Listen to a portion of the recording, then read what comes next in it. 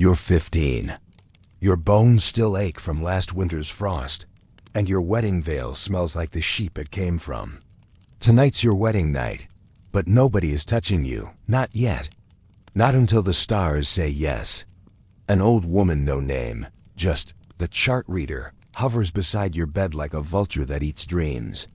She squints at a parchment inked with looping Latin and smeared candle wax. Her finger trembles over your birth sign. Venus is retrograding through Scorpio, she mutters, almost gleeful. The womb is cursed. Delay intercourse, or the child will be monstrous. Your new husband? A man thrice your age with wine on his breath and war wounds on his chest. He sighs and stumbles off. You hear the servant's door creak open. This is not superstition. This is law. Canon law.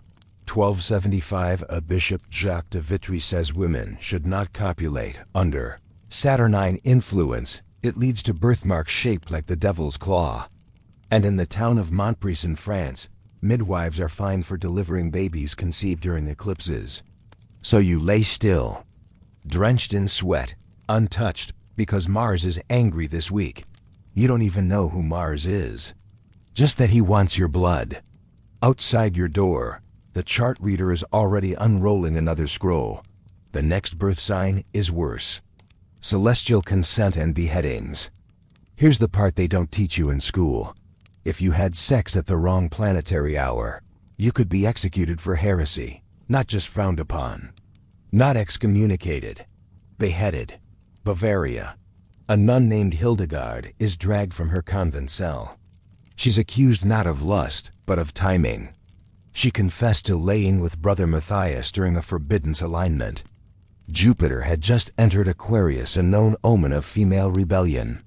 The Inquisition doesn't hesitate. She dies screaming about stars no one understands. Why did they care so much? Because medieval minds believed the planets weren't floating rocks. They were spirits, gods, interfering agents sent by divine design. To defy them was to defy heaven's blueprint. And let's be real, half of this was just a cosmic excuse for men to control when and how women had sex. If Mars was angry, the girl said no. If Venus was shining, the priest said yes. Your virginity wasn't yours, it was on loan to the skies. The worst part? Sometimes the stars aligned perfectly. Full moon, Venus ascendant, clear skies. That's when they'd force a girl into bed, because now the child would be blessed. One astrologer in Florence even built a birthing calendar for courtesans. Not wives, courtesans. The logic? Noble bastards born under Saturn would become great kings. But in one case, a blessed child was born with horns. They blamed the hour, not the man.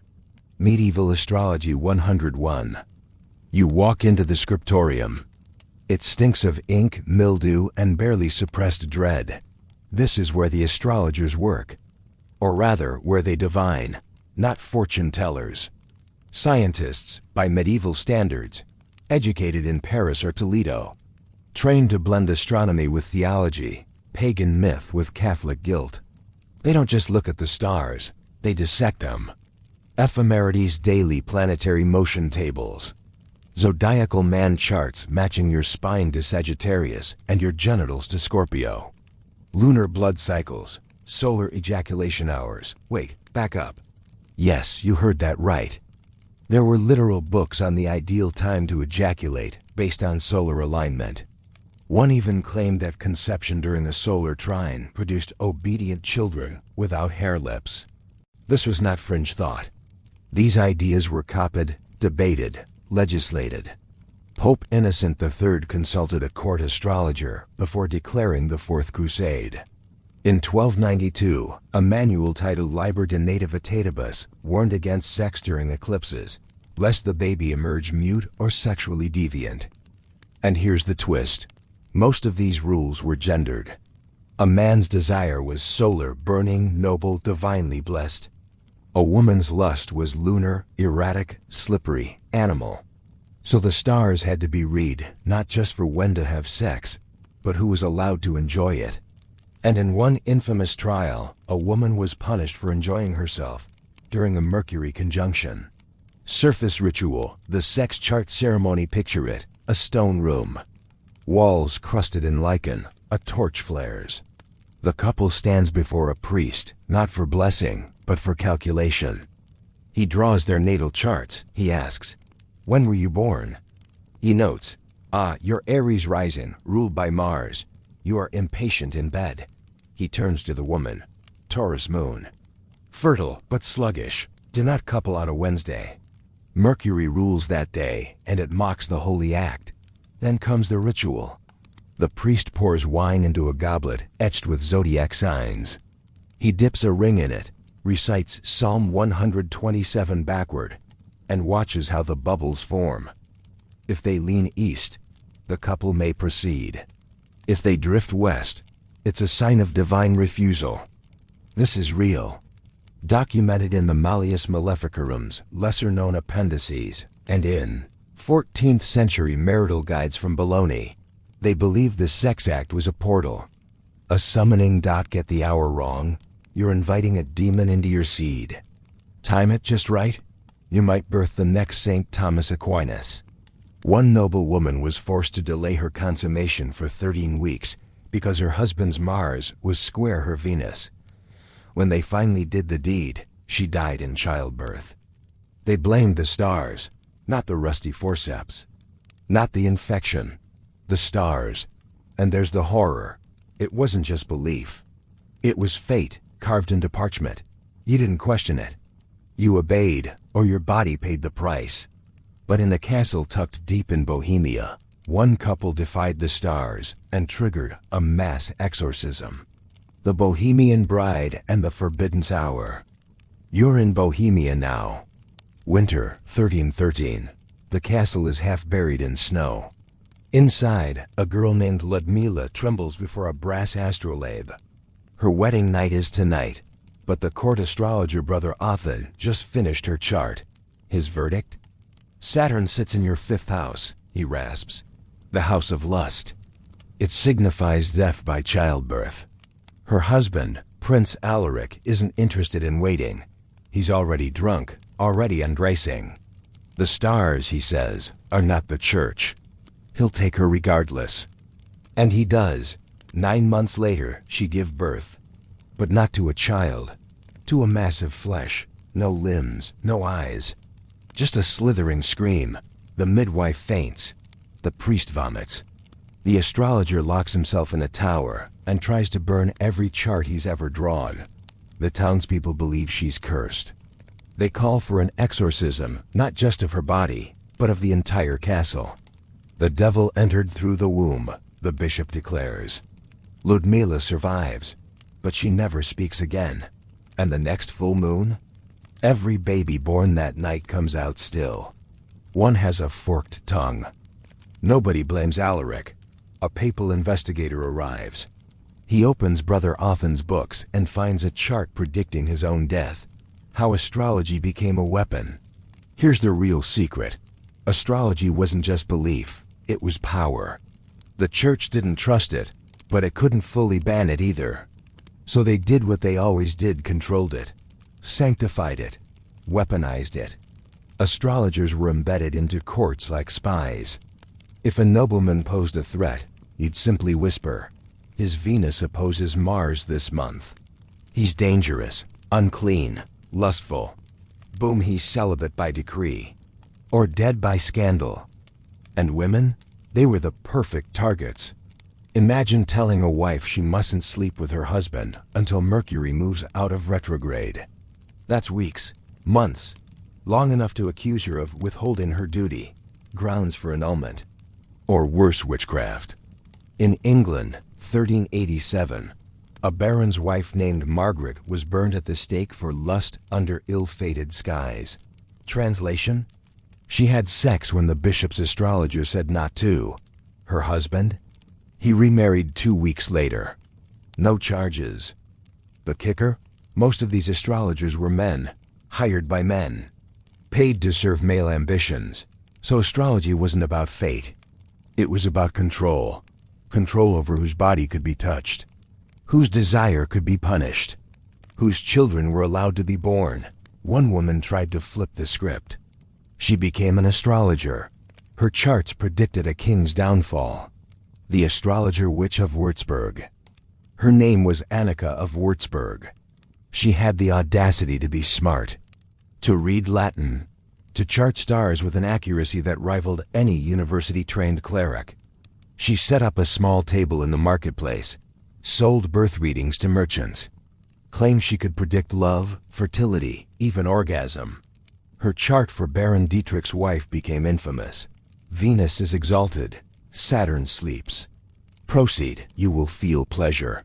The Baron was furious. His wife smiled too much that week. The next time Annika opened her stall, a mob was waiting. They didn't accuse her of lying. They accused her of witchcraft by accurate astrology. At trial, they said she summoned succubi with her charts, that she mapped star signs to unholy lusts. One priest screamed, she aligned sex with the devil's clock. She was tortured until her spine curved like a crescent moon. They burned her with her scrolls. The smoke was red. After that, astrologers were licensed only by church decree. Women were banned from reading horoscopes entirely, because pleasure, when given at the wrong time, was no longer natural. It was infernal. But one scroll of hers survived, and the next person who read it lost his mind. The scroll of lunar madness. The scroll is found in 1421, hidden behind a false wall in a Würzburg abbey. It's wrapped in velvet, sealed with wax and marked with an astrological glyph, the symbol for the moon. Brother Tomas finds it. Curious, arrogant, he breaks the seal. The scroll details something bizarre, a ritual, lunar sex magic, meant to unlock carnal prophecy by timing orgasm with the exact second of a lunar eclipse. It warns, the body must quiver when the shadow touches the orb. Tomas, being a man of God, tests it on a local milkmaid. She dies convulsing. Her eyes turn to silver. Her last words? You have split time. Within days, Tomas is raving, screaming about planets that shouldn't exist. He draws charts in blood. He masturbates at the bell tower during moonrise. They lock him up. A month later, the entire abbey burns to the ground. Only the scroll survives. It resurfaces in Florence in the hands of a noble who swears he hears moaning from the parchment. That noble hosts an astrological orgy. Every guest wakes up sterile. The Red Moon Conception Rite. Florence, 1459. You're standing in the marble hall of Palazzo Rinaldi. Pillars rise like ribs. Velvet curtains drown in candle smoke. The guests are cloaked in silk, bare beneath. No names, only signs. Capricorn kneels.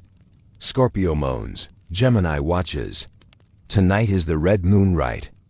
It's not orgy for pleasure. It's for prophecy. Every participant's birth chart has been aligned to this exact hour, calculated by a man they call the celestial surgeon. He doesn't touch. He guides, like a priest, like a butcher. At the stroke of midnight, the red moon peaks. An eclipse. Jupiter conjuncts Mars in Scorpio, a rare, violent conjunction. They say if a child is conceived in this moment, it will be born with second sight, or fangs. The man and woman chosen to copulate lie in a circle of blood-drawn glyphs. 11 watchers chant. The surgeon times their thrusts to the planetary angles. 3 minutes later, the woman starts seizing. Her body locks. Her belly pulses unnaturally fast. The surgeon just watches. He whispers, "It worked." She dies in 9 days. The fetus removed from her womb is buried under the sign of Leo, as ordered. They name it Orbis. Rumors say it still cries when the moon turns red. But one guest stole a page from the surgeon's chart and used it on himself. The man who became a star Rome, 1462. A scribe named Matteo finds himself aroused by horoscopes, not erotica, not people. Charts, birth times, degrees, retrogrades. He says certain planetary alignments make his blood boil. He starts cataloging which ones trigger which urges. Then he goes further. He begins sensing his arousal with star transits. Masturbating to Saturn returns. Cutting his thigh during Mercury retrogrades. Bleeding on birth charts. Soon he claims he no longer needs food, that the stars are inside him, that his semen tastes like silver. The papal guards arrest him after he carves the zodiac onto his chest and parades, naked through the Vatican gardens screaming, "I am the 13th sign." They lock him in Castel Sant'Angelo. He dies during a solar flare. At that exact moment, every candle in the fortress goes out. His final words? "Check your rising sign, whore." His body is buried. But the tomb cracks open on the next full moon. The hidden child and the star-marked lineage. Northern France, 1473. A noblewoman gives birth in secret. No midwives, no priest, just her in the night sky. She had studied the stars for 9 months, aligned her meals to lunar phases, slept with the father only on days ruled by Mars. She wasn't trying to make a baby. She was trying to make a weapon. The child is perfect, never cries, never sleeps. Has a small mark behind the ear, an exact replica of the glyph for Venus retrograde. At 7 years old, he draws planetary charts without instruction. At 10, he predicts the death of his tutor down to the hour. At 12, he castrates himself to preserve the alignment. The church tries to intervene. The mother disappears. The boy is taken to Paris for observation. There, he whispers horoscopes to other children. Soon, 8 are dead. One gouged out her eyes to avoid seeing her own future. The boy is never seen again. His room is sealed. But his last chart predicted an eclipse. That chart reappears in 1999. A woman in Prague gives birth under that same eclipse. The baby has 2 navels. Astrology outlaws and the last forbiddance ritual. By the 1500s, astrology is on trial. Luther calls it devil's work. The Council of Trent condemns all sex-synchronized rites. But the old beliefs refuse to die. In rural Austria, a cult survives. They call themselves the copulators of Cassiopeia. Yeah, it sounds fake. It's not. They live underground, literally in the catacombs below Salzburg. They chart sexual timelines with star maps etched into bones. They believe that pleasure is prophecy, that every orgasm opens a portal to divine knowledge. They breed children specifically under warrior signs. Aries, Scorpio, Leo, then raise them like prophets or livestock. When a girl named Ilsa is born under a triple conjunction, they declare her the final womb. She is raped by 6 men on the night of a solar eclipse. The cult believes her child will be the first non-human soul born of flesh. It's not. The baby is born headless. The cult implodes. 5 kill themselves. The others vanish into the forests. But one journal survives. It's kept by a monk who infiltrated the group. His final entry: Ilsa's womb still pulses, even after death. And her tombstone? It glows under starlight.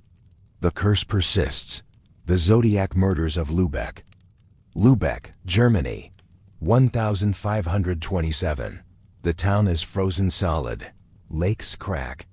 Pigs drop dead mid-walk. People say it's a cursed year, too many eclipses, too many stillbirths. Then the murders begin. 12 bodies, all drained of blood. All posed in positions matching the Zodiac man, a medieval diagram linking body parts to signs. One victim's knees are shattered. Another has their lungs carved out. The 12th has their heart placed on a golden dish. Someone is using astrology to kill. The town loses its mind. The bishop orders every known astrologer arrested. They even burn books. Whole libraries go up in smoke. But it doesn't stop. A 13th body is found. A child. Marked with every zodiac glyph like tattoos. Burned in. The killer is never caught. But scratched into the wall behind the final corpse is a phrase. The stars demanded sacrifice. I only obeyed. Years later, a distant descendant of one of the victims gives birth during a blood moon. The baby has red eyes, no pupils. She grows up to be an astrologer. Her clients start dying. Horoscopes, Tinder, and the new lust logic. Cut to now. You scroll TikTok. You see it. Don't have sex during Mercury retrograde. Your Mars sign determines how you fuck. Only date Scorpios if you want to get emotionally obliterated. You laugh. You share it. But underneath, there's something ancient breathing again. This isn't new. It's the same terror, just sugar-coated. Apps now let you match based on charts. Astrology is the filter for desire. Swipe left on Leos, right on Virgos. Lust dictated not by the flesh but the stars. And it's funny, until it's not. In 2019, a girl named Amy overdoses on sleeping pills after her Gemini boyfriend cheats. Her suicide note says, "I should have listened to my birth chart." In 2021, a podcast host brags about timing all her orgasms with lunar cycles. She's found dead during a supermoon, surrounded by 12 candles and a burned copy of The Secret Language of Birthdays. Police say it's a suicide, but her bedroom ceiling? Painted with the same glyph from the Würzburg scroll. Somewhere between ancient rites and modern memes, the stars reclaim control. Only now, they don't need blood sacrifices. They have our algorithms. The Würzburg scroll gets digitized. A viewer opens it on YouTube and vanishes. One final prophecy. You're alone. Room lit only by your phone. You open your CoStar app, just out of curiosity. Your horoscope says, tonight is not safe. The air is thick with old blood. Avoid climax under Aries or suffer memory collapse. You laugh. Scroll past. Swipe right on someone hot. You meet. It's late. You hook up. They niche in they're a Sagittarius sun, Scorpio rising. You freeze. That's the exact alignment from the red moon conception rite. Your brain says no, but your body's already moving. Too late. The stars have sensed. You finish. The air goes cold. And then the whispers start. The glyphs return.